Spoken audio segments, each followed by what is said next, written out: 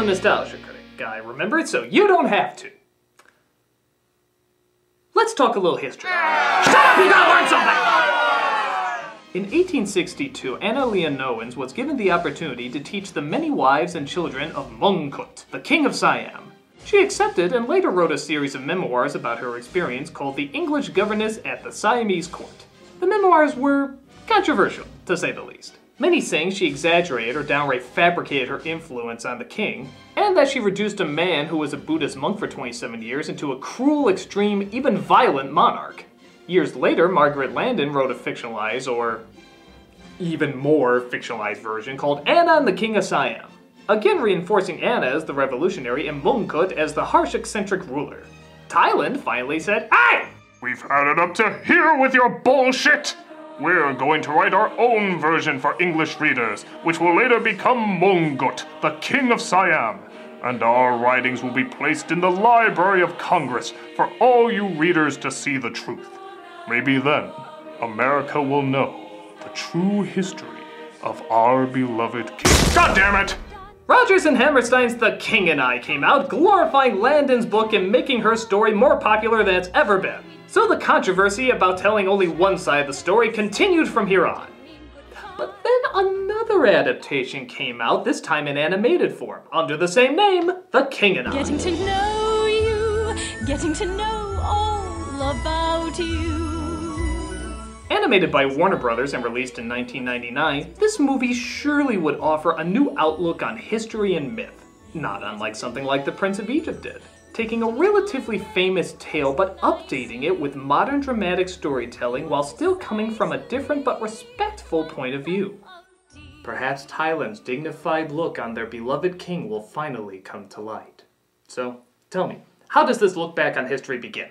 What is it, Mother? A dragon. This is The King and I. Did I see that right? I mean, did I really see that right? A dragon? We're starting off The King and I with a fucking dragon? What band of bum idiots produced this cinematic idiocy? Oh, gee, now it makes sense! Rankin Bass, the same animation team who made those stop-motion specials that put more emphasis on the stop than the motion, and produced a whole slew of what I like to call awkwardmation. The cartoons that were never good, but you were just so fascinated by how strangely they moved that you had no choice but to keep watching. This film doesn't even have that distinction. It has good animation. To an extent. It's good Warner Brothers animation trying to be good Disney animation, resulting in bad Warner Brothers animation. But honestly, I'm probably getting ahead of myself. Let's look at how this film begins. The governess is being transported to Thailand during a nasty storm. Clearly, she's already doing a bang-up duty of her job as her son is climbing the edge of the boat for his pet monkey. I'm sure she'll do great looking after those kids. I should have known it was your fault. Louis, are you all right? Mia, Mia on the wall. Who's the loosest adaptation of all? I'll use this English school teacher to help me dethrone the king. Actually, this is the Prime Minister Kralahom. In the original film, he's a stone-faced traditionalist who believes in the old ways, trying to help the king run a good government but still keep true to his traditions. This one comes pretty close. Here he's an evil wizard who wants to dethrone the king by using his magic powers to take over all of Siam. Oh, and the Japanese didn't fire at hospitals. What? Upon hearing that the school teacher is arriving, he comes up with a plan so evil that it makes rats jump out of his shadow. You heard right, rats jump out of his shadow. I'll cleverly convince her that our king is a barbarian! Isn't that like one of the missing Grinch lyrics? You're a mean one. Crawl home. You have rats in your shadow. You dance as horribly as our drunk Ricky Ricardo. Crawl home. Thank God the person this is based on is dead and he has no estate to sue you, because if they could, they probably would. No, I don't get it. You're right, but you go explain to me now, huh? He also has a sidekick played by Daryl Hammond named Master Little. Why does he have a sidekick in this version? Because everybody has a funny little sidekick in this movie. In fact, we can probably just go ahead and start the funny little sidekick count. The monkey, most racist interpretation since Breakfast at Tiffany's. The dragon, okay, we won't count him. But yeah, I'd say let's address the white elephant in the room, but we don't need to. It's one of the funny little sidekicks coming up. What is it? And speaking of awkwardness that needs to be addressed, Prowler does indeed send a dragon to attack them, which doesn't make sense seeing how a second ago he said he wanted her for his plans. So why is he trying to scare her away? But thankfully, Anna has a foolproof way to fight him off. Whistling! Now, in the original, she tells her son that she whistles because she's afraid to meet the king, and sometimes her nerves get to her. Here, it's a friggin' dragon! Kill it with fire, spears, rocks, but not a musical number! You should be singing about the wonders of a semi-automatic! I whistle a happy tune, and every single time... Oh, and twirling. Yes, twirling will confuse the savage beast. Where dinosaurs always base their sight on movement, dragons apparently base their sight on not movement. So I guess they eat a lot of rocks. But you want to know the really bizarre thing about all of this? And trust me, it's not an easy sentence to say considering what we put on screen. No. The really bizarre thing about all of this is, it works! Yeah, the monster disappears. Oh, I guess whistling and twirling are now permanent additions to the naval defense. Oh my god, a monster! You know what to do!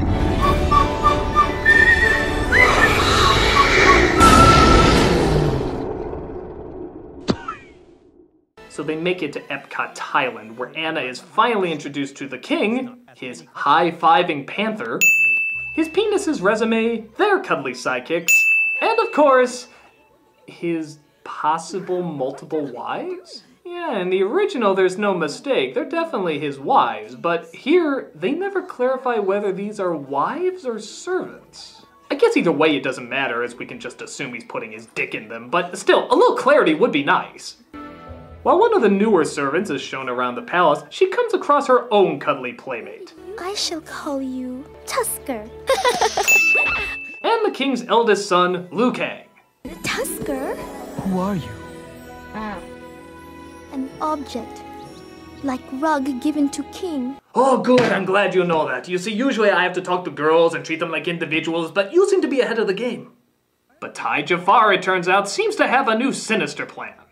If the boy gets hurt, the king will be blamed. We're going to mess him up.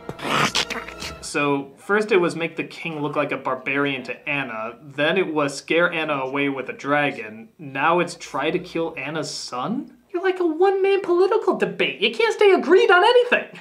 You lack focus. Crawl home. You need some Adderall. Whoa. You'd have to be brave to face one of those. Darn it all. All right, you villain. Take this right now. So while most of the audience refills their popcorn because clearly they know the next 2 minutes is nothing but this, Shang Tsung decides to write a letter to the British fleet to make it look like the king is treating Anna horribly. Oh, Sir Edward, there's a letter for you. Really? Follow that letter.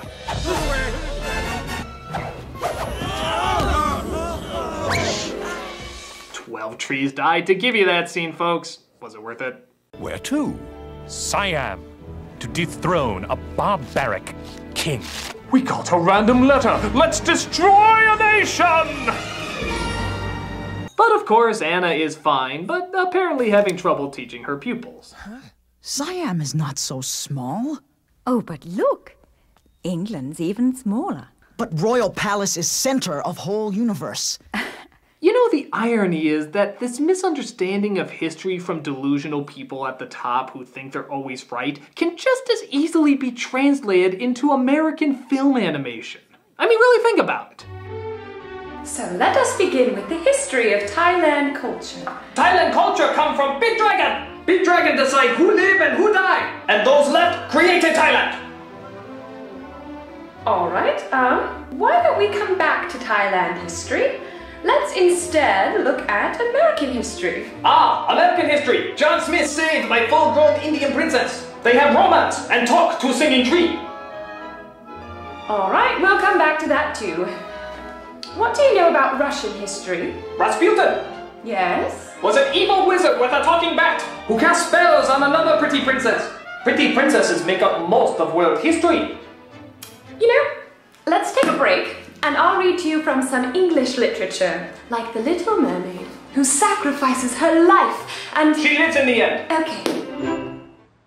It's a very ancient saying, but a true and honest thought. So this leads to the musical's most famous song, and coincidentally, the most annoying.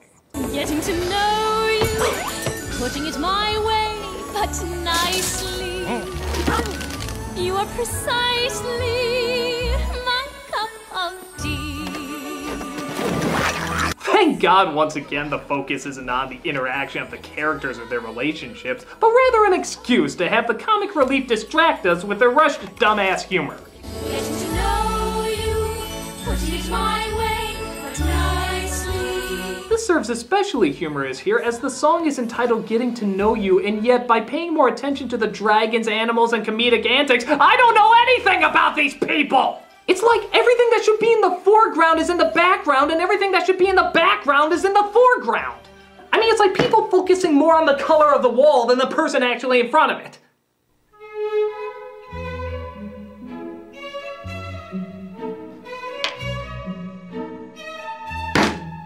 Really, guys? Really? Okay, well, let's go to commercial while I try to fix this. Oh, no. Clearly, this is really important. Like, the show can't go on with this abomination behind me. I mean, here I thought the most important thing about the Nostalgia Critic was the Nostalgia Critic. But no, it's the color of the fucking wall. That's the glue that held everything together. So, I'll be right back. We're gonna go to commercial. No, it's too important. We're gonna go to commercial while I try to fix this atrocity back here. Oh God, what was I thinking? White!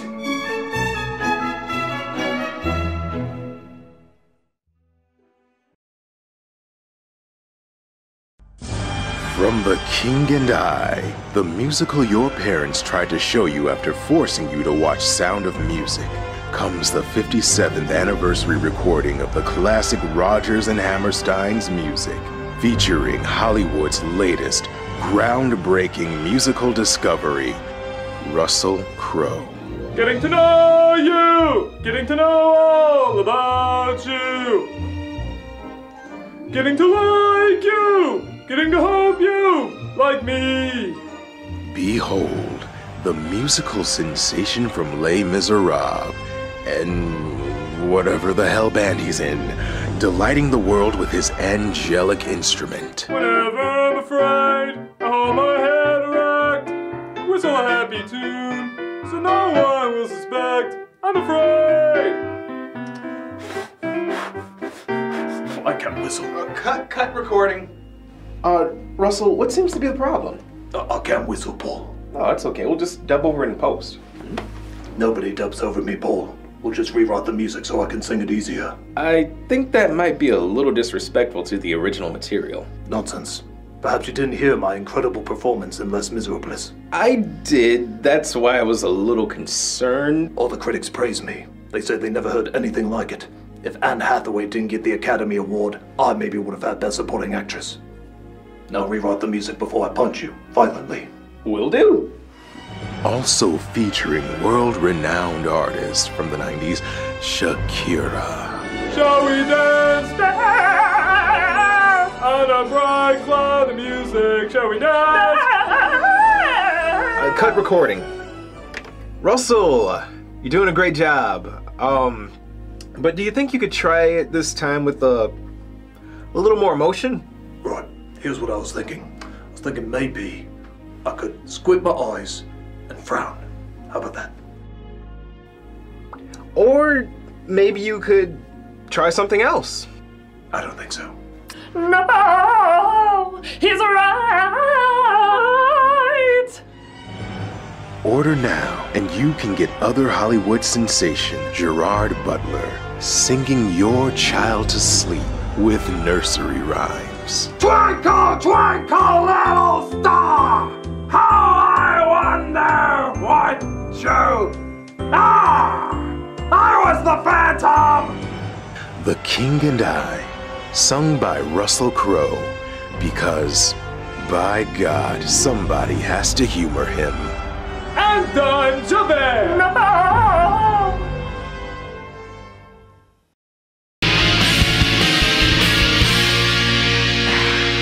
I think I figured out a way to get it back. And boom! There you go.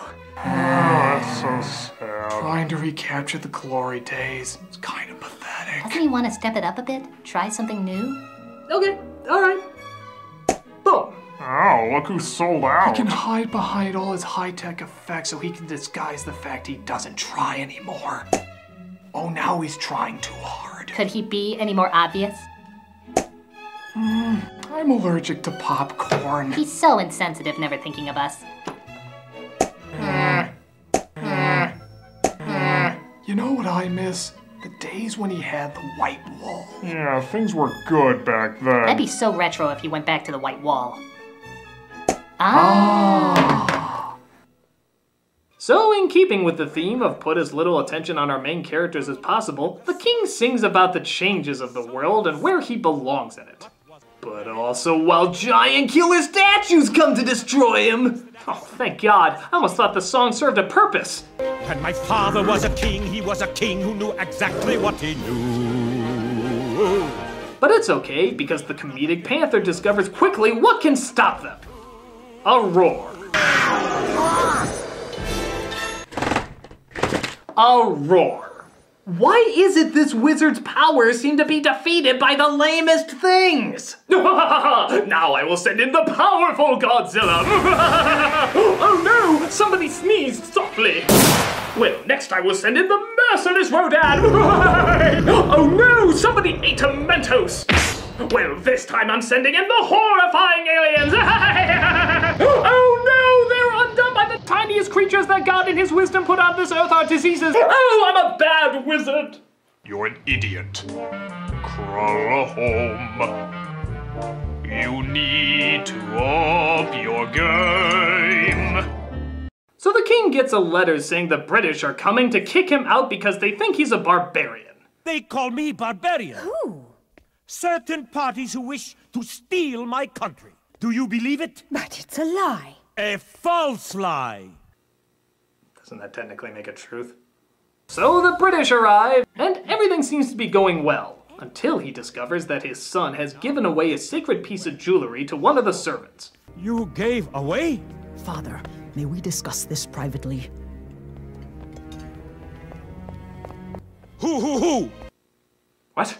Who? Okay, your Daffy Duck impersonation is really gonna need some work. Who? Dishonor! Servant girl and prince! Forbidden! Do as custom demand! Whipped till death! I cannot believe you do this! Down! Father, no! This might be really inappropriate, but seeing how this is a Rankin Bass production, during this scene, could we play this? Where there's a whip, there's a way. Where there's a whip, there's a way. We don't wanna go to war today. Oh, if you know the story, you know he can't bring himself to do it. But he does order her to be sent back to Burma. Why'd you say Burma? I'm panicked. But the prince and her escape and try to run away. Go to the ancient place of the elephants. Bring back their bodies after the accident. There's going to be an accident? Oh, yes. You know, Guy, you keep coming up with these complicated ways to seize power. Have you ever thought about just going up to a really powerful nation and being like, "Dragons! I can make dragons! Give me all your shit!" So the servant falls into the Pepsi Cola River, but luckily the king has his air balloon to try and save the day.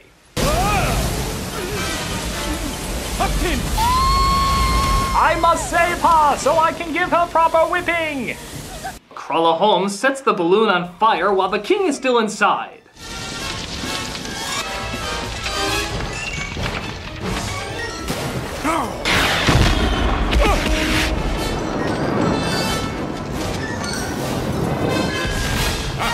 I'm super! Thanks for asking. All things considered, I couldn't be better, I must say. Sir Edward, I can explain this. Dragon! So the family goes to look over the damage.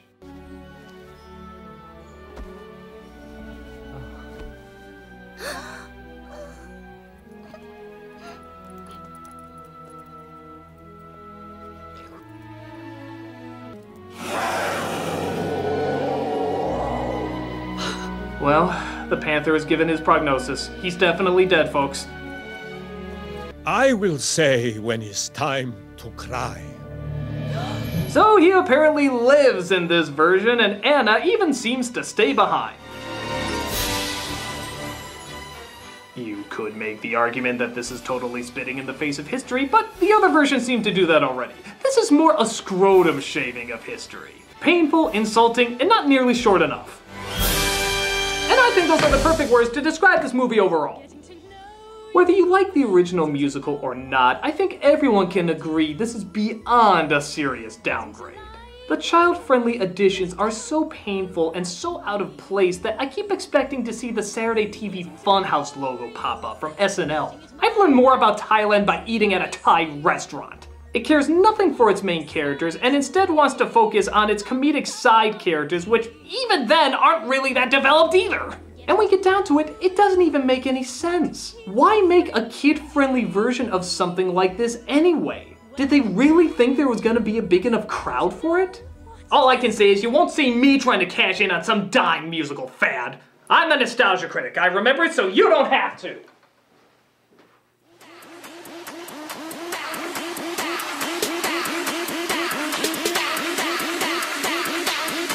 The Harlem Shake.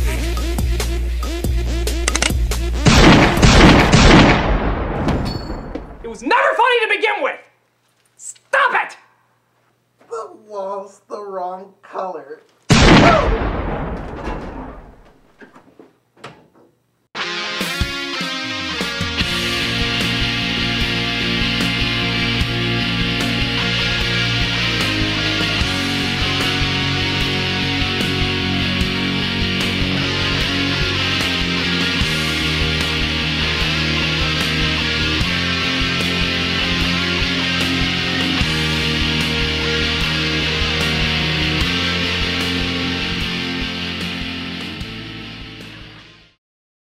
No, he's right.